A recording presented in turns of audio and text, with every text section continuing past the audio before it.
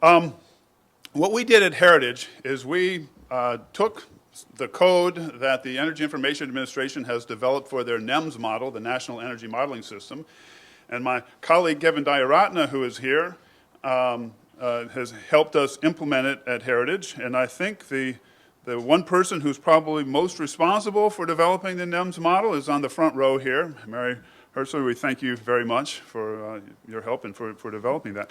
So we took our version of the NEMS model, which we're not allowed to call the NEMS model, and I can understand why EIA doesn't want people taking their name, but it's pretty close.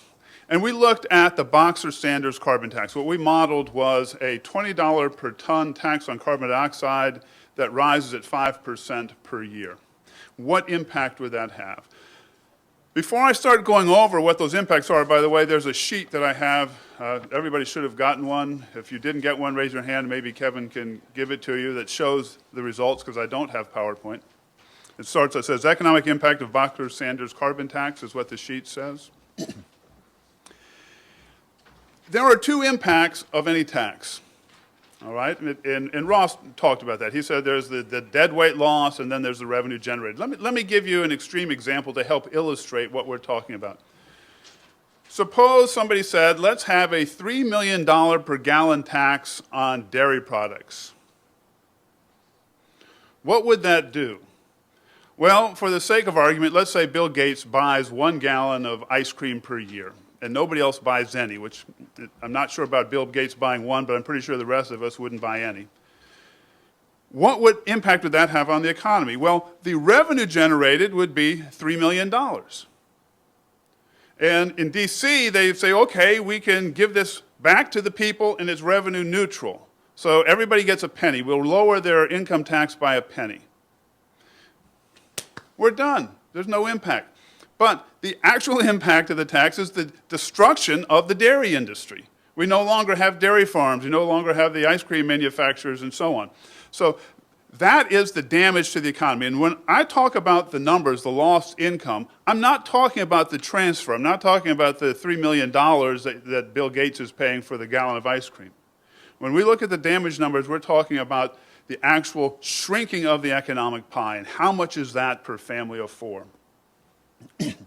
I would add, by the way, that it's pretty clear to me after being in DC for 5 years that Washington's definition of revenue neutral is that the Congress will promise to spend all the revenue. You know, that's their neutrality. We're not keeping any for ourselves, and it's all going for programs that they think are great. Well, let's look. What happens with this $20 per ton of carbon dioxide tax that rises? We looked at it up through about 2030. A family of four, all right, the economy shrinks by $1,000 per year per family of four. So that's not a trivial hit. Now, we can see why that happens. The carbon tax drives up energy prices. All right? There are some alternative energies that can come in that have less carbon or no carbon. But when we look at the number, when we run the model, we see that they're not ready for prime time. What happens by 2030? The carbon tax shuts down about 30% of the total electricity. That is, we look at the coal-generated electricity, goes very low, and the amount of coal-generated electricity we lose corresponds to 30% of the total electricity we would have had. What makes up that gap? So we've created a gap from the lost coal production. Renewables. Renewables make up about 3% of that lost 30%. So there's no magic. We're going to impose this restriction on the economy, and people are going to invent our way out of it, and we're going to have all kinds of windmills and solar panels and who knows what. All right. The remainder of the gap is made up in equal parts from natural gas, even though it's taxed, it's still cheaper than coal. And if we run the model out further, you don't even get that option. Nuclear, because we didn't put the political constraint that if we don't change the regulatory structure, you're not going to get much more nuclear. So we gave away too much on that, to be honest. And then the third part is they call it in DC, they call it conservation. What the rest of us call it is doing without, all right? You simply can't afford to buy it, so you use less energy. So there's no magic coming here. Saying we're going to have a carbon tax, we're taxing it bad, is like saying we're going to have a tax on eggshells but not on eggs. You know, right now, you can't get an egg without an eggshell. There's some renewables, but we just don't have them able to scale up. So when we're going to have a carbon tax, that's an energy tax. Okay. So you raise the price of production, you've lowered households' income that they can spend on non-energy items. What does that do? That pinches producers from both sides. Higher cost of production, less demand. They don't need as many people. Employment drops in 2016 by 400,000 jobs. That's comparing the baseline the baseline employment to the employment we see with this carbon tax. In 2016, it's lower by 400,000. Okay. Gasoline prices rise by 20 cents in 2016 and 30 cents by 2030. Electricity prices rise by 20%. Natural gas prices by 2030 rise by 27%, which is not going to be good for the manufacturing renaissance.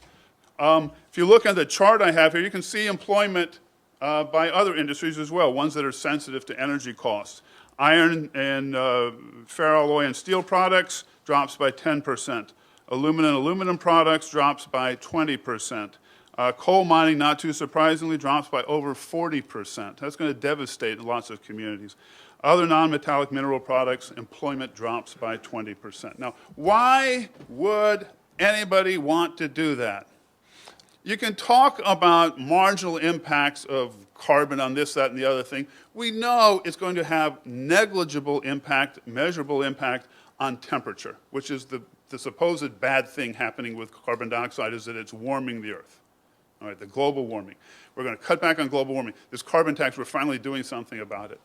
Well, much more comprehensive cap-and-trade bill, as analyzed, as already mentioned, Chip Knappenberger looked at it, and I haven't seen anybody contradict what he said, and came up with an unmeasurable reduction by 2050, a couple of tenths of a degree moderation in whatever increase we're going to have at the high end. This is assuming the IPCC's large sensitivity.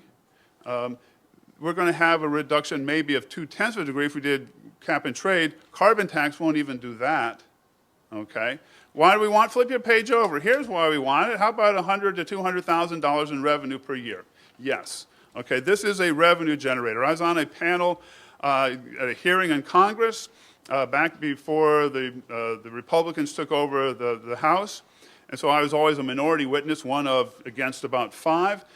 They let in somebody by accident next to me who they thought was a majority witness speaking in favor of cap and trade, and he sort of was, but he said, let's take all the revenue and give it back dollar for dollar to the taxpayers. And it was like everybody's looking like, who's he? One of our witnesses? You know? And then they would say things like, well, wouldn't spending it on health care be a form of a rebate? Don't you think mass transit is a form of, so all their pet projects, they're trying to twist this around. They want to spend that money. All right, it's totally bogus to think that there's going to be an offset of some less efficient tax. If we believed the political process only enacted a new tax to replace a less efficient existing tax, then we would already have the most efficient tax system except for maybe the carbon tax. Does anybody actually believe that right now we couldn't readjust some sort of a rates, get rid of one tax and raise another and make it more efficient? No, of course we could. We do not have a particularly efficient tax structure now because when the economists turn over their great plan to the political process, it gets this done to it. They say, see, the economists are justifying this new tax. And so now we get to do what we want with it. And what you will have will be more spending, all right? There may be some reduction somewhere, but it's certainly not going to be dollar for dollar. And that is the whole point of the carbon tax. Okay, well, I think we've talked enough, and time for your questions.